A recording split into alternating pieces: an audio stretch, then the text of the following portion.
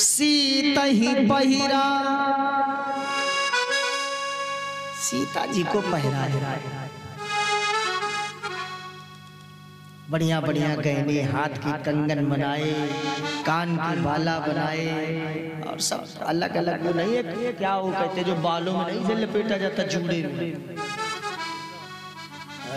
ये देखो पाड़े जी था, ठीक गजड़ा सही किया। माने अलग अलग प्रकार के गहने बनाए, आज के थोड़ा चुन चुन करके गहने बनाए पहनाए। सीता ही पहिराए अति सादर, बड़े आदर पूर्वक गहने पहनाए। और देखो मैया सीता को गहने पहनाए और बढ़िया मैया जब सजी तो भगवान श्री राम गोद में सर रख कर के सो गए। दिव्य प्रसंग है। वैसे ये प्रसंग ऐसा है कि इसे सब लोगों में नहीं कहा जा सकता है, लेकिन जब मानस में है तो कहना पड़ा। बाकी ये माता पिता आपस में इनका प्रसंग है, पिताजी माता जी का श्रृंगार कर रहे हैं, हम लोग बच्चे हैं, वहाँ क्या हम लोगों की आवश्यकता। लेकिन फिर भी भगवान ने श्रृंगार किया है, लिखा है, और गोद में सर रख के सो गए।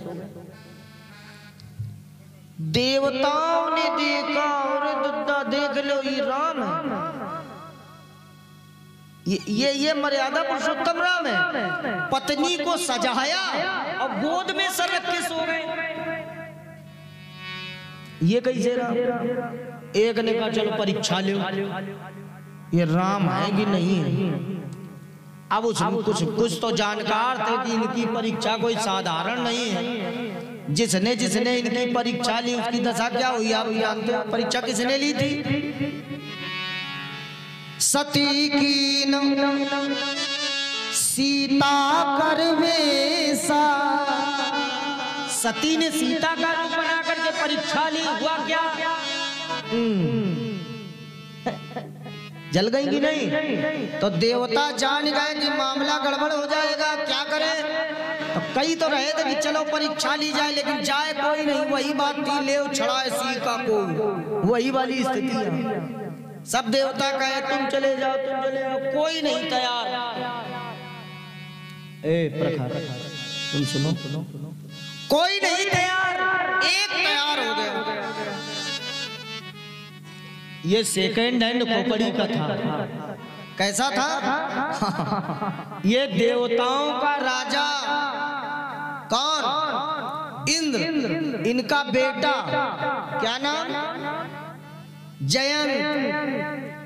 इसने कहा कोई जाए चाहे न जाए, हम जाए। हाँ, इसके एक भी स्क्रू लगता ढीले हैं ना, कोई तैयार नहीं हुआ, ये तैयार हो गया। इसने कहा कोई जाए चाहे न जाए, हम जाएंगे। लेकिन होशियार भी है। अभी तो हमने कह तो दिया कि स्क्रू ढीले, लेकिन होशियारी देखो। इसने सोचा कि अगर ब्रह्म हुए तो हम मारे जाएंगे। तो इसने होशियारी ये की कि इसने सोचा हम ऐसा रूप बनावे जिसे भगवान कभी मार ना पाए। अच्छा ये बात सही है। इसने कौवे का रूप बनाया, काक भुसुंड का कौवे का रूप बनाया। अब भगवान काक भुसुंड से बहुत इसने करते, ये तो सब आप लोग जानते हैं। चाहे राम हो चाहे कृष्ण हो। अरे काग के भाग कहाँ कहीं, हरि हाथ सो ले गए माखन रो। दिन में आप लोग सुन रहे हैं ना श्रीमद् भागवत महापुराण की कथा। काग के भाग कहाँ कहीं, हरि हाथ सो ले गए माखन। इसने कौवे का रूप बनाया। देखो लिखा है, काग एक उड़ता हुआ, ध्यान से सुनना, काग एक उड़ता हुआ आया पंख पसार। और लिखा क्या है? वन देवी के शरण में चला चोंच हथमा। ये किसने लिखा है? ये लिखा है राधे श्याम जी ने कि चरण में चोंच मारी। अच्छा, वाल्मीकि जी ने क्या लिखा है वो हम आपको बताएंगे,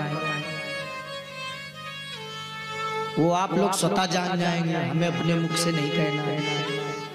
लेकिन तुलसीदास जी ने क्या लिखा, गोस्वामी बाबा ने क्या लिखा, ये तो सुनी लो। गोस्वामी बाबा धन्य कोई साधारण संत नहीं है, वास्तव में ऐसा संत हमें तो लगता है अपने जीवन में कभी आगे होगा भी नहीं। गोस्वामी जी लिख रहे हैं और नहीं भी लिख रहे हैं। जानते हो क्या लिखा गोस्वामी जी ने? गोस्वामी जी ने लिखा, सीता चरण सोच हत भागा, मंदमामति कारण कागा। अब आप लोग पूछोगे लिखा तो है सीता चरण चोच हत भागा ना, ये नहीं लिखा इसका अर्थ कि सीता के चरणों में चोच मार के भगा। ये तो अर्थ आप लोग लगा लेते हो, ऐसा नहीं। फिर से पढ़ो, सीता चरण। एक पक्षी जब भी वार करेगा तो केवल चोंच का वार नहीं कर सकता, कहीं किया हो तो बताना। चोंच का वार कभी नहीं कर सकता जब तक वो पंजे का प्रयोग नहीं करेगा। बिना पंजे का प्रयोग किए वो चोंच का प्रयोग कर ही नहीं सकता। इसलिए तुलसीदास जी लिखते हैं, सीता चरण और चोंच, सीता के चरण और चोंच दोनों मार के भगा है। लेकिन कहाँ मार के भगा? गोस्वामी जी बोले ये मैं नहीं लिखूंगा। ये तो आजकल के कथावाचक बता दे वो बात अलग की है, कुछ भी अर्थ कर दे। गोस्वामी जी ने गुप्त प्रसंग को गुप्त ही रखा है, लेकिन चरणों में गोद में लेटे थे राम जी। ये भी नहीं लिखा देखो गोस्वामी जी ने कि गोद में लेटे थे, ये भी लिखा नहीं है, ये तो हम बता रहे हैं आपको। लिखा नहीं, वहां लिखा है, सीता ही पहिराए अति सादर और बैठे फटिक शिला पर सुंदर। इस फटिक शिला पर ऐसा लिखा, लेकिन गोद में लेटे थे। अब बोले पंडित जी कैसे आप जानते हो? तो देखो लिखा है, चला रुधिर। जिस समय वो चरण चोंच मारी तो चला रुधिर, रक्त चला, रक्त चला। अच्छा एक बात बताओ, जितने लोग बैठे हो, रक्त जब चलता है तो ऊपर से नीचे या नीचे से ऊपर चलता है। शरीर में कहीं चोट लग जाए तो रक्त कैसे चलेगा? हमेशा नीचे की होगी, ठीक है ना? और राम जी गोद में लेटे थे, अगर चरण में चोंच मारी होती तो रक्त जमीन पे चला जाता, राम जी के ऊपर नहीं जाता। लेकिन लिखा है, चला रुधिर रघुनायक जागा। जिस समय रक्त राम जी के ऊपर गिरा, राम जी की निद्रा खुल गई। अरे, और जिस समय जानकी को देखा इस स्थिति में, पूछा कि क्या हुआ, किस दुष्ट की दुष्टता, कौन है बताओ। अब सीता जी मौन, ध्यान से सुनना जितने लोग बैठे, केवल 10 मिनट की और कथा है। सीता जी मौन। अब वो पूछे, बताओ किस दुष्ट की दुष्टता? सीता जी ऐसे क्यों? सीता जी ये सोचेंगी अगर मैंने बता दिया तो अभी ये मारा जाएगा, राम जी से मार देंगे। और ये पेड़ पे बैठा था, मांस का टुकड़ा लेके वृक्ष पर बैठा। सीता जी मौन हो गई। इसने क्या सोचा? इसने सोचा सीता जी हमसे डर गई। ये दुष्ट लोगों का स्वभाव होता, दुष्ट। जैसे कोई पड़ोसी तुम्हें गाली दे रहा, खूब गाली दे रहा, अब आप चुप हो जाओ कि चलो छोड़ो, देने दे, तो वो और तेज देने लगे। काहे वो जान जाए हमसे डर गए, तभी तो नहीं बोले। सीता जी मौन हुई। इसने सोचा सीता जी डर गई, लेकिन ये नहीं जान पाया। एक बहुत सुंदर रचना है, उसमें लिखा है शांति में गुण बहुत हैं, लेकिन या में अवगुण एक लखा। जो व्यक्ति शांत रहता हो, सुन लो जरा बहुत अच्छी बात, जो व्यक्ति शांत रहता हो, बहुत कम बोलता हो किसी से, तो ये न सोच लेना कि ये बोलते नहीं है, फिर जब बोलता है। शांति में गुण बहुत है, लेकिन या में अवगुण एक लखा। हम डरपते मर्यादा का, यहाँ मर्यादा है, मामला सब बिगड़ जाएगा। कुछ लोग मर्यादा के लिए बहुत, जानकी जी ने सोचा अभी ये मारा जाएगा, तो जानकी जी मौन हो गई। इसने सोचा सीता जी डर गई, तो पेड़ पर से आवाज लगाई, कहाँ है कहाँ, ये कहाँ बैठे, कहाँ कर लिया। वृक्ष से आवाज लगाई, कहाँ है कहाँ है, ये बैठे, कहाँ कर लिया। राम जी की दृष्टि पड़ी, अच्छा बेटा तो तुम हो, है?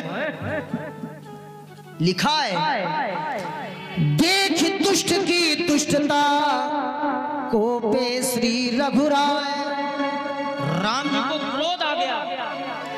देख दुष्ट की दुष्टता को पे श्री रघुराय, और बाण बना एक सीख का झटपट दिया चला। ये किसने लिखा है?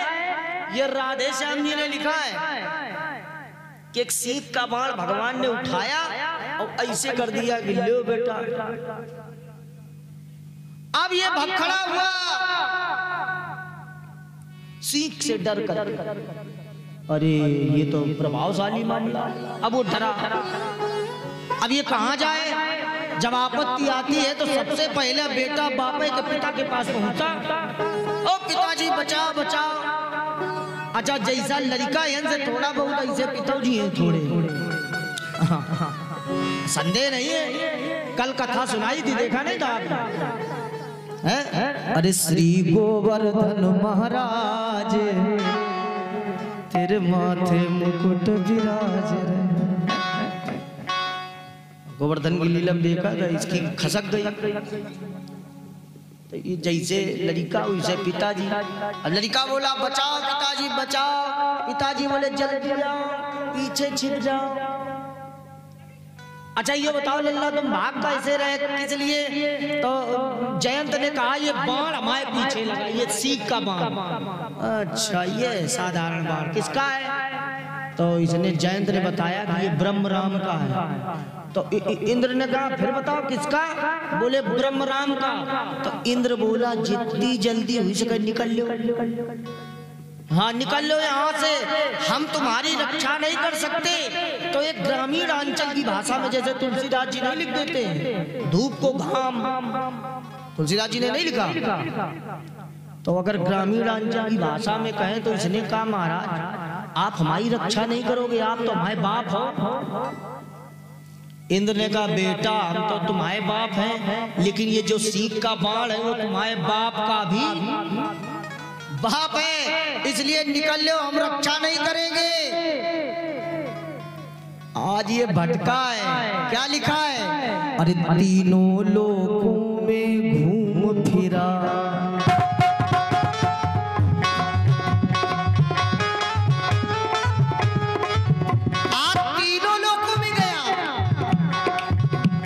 तीनों लोकों में घूम फिरा, सब जगह गया मेरी रक्षा करो मेरी रक्षा करो। और सुन लो जितने लोग बैठे हो, सुन लो जितने लोग बैठे हो, विरोध लेना विरोध करना, हम ये नहीं कह रहे ना विरोध करो, लेकिन जीवन में याद रखना इनसे विरोध न करना। किनसे? भगवान से। कुछ लोगों का इनसे भी 36 का आंकड़ा रहता है। हमारे गांव में घर में कथा हो मान लो, अब कथा तो भगवान की है, और लोग सोचे हम कहा जाए, हमारी तो ऐसी चल रही, हम कहे जाए। अरे हमसे ऐसी है, इनसे तो नहीं ऐसी है। और जो इनसे ऐसी रखता है तो देख लो तो सब तीनों लोकों में गया। तीनों लोकों में घूम फिरा, रक्षा करने को कोई नहीं।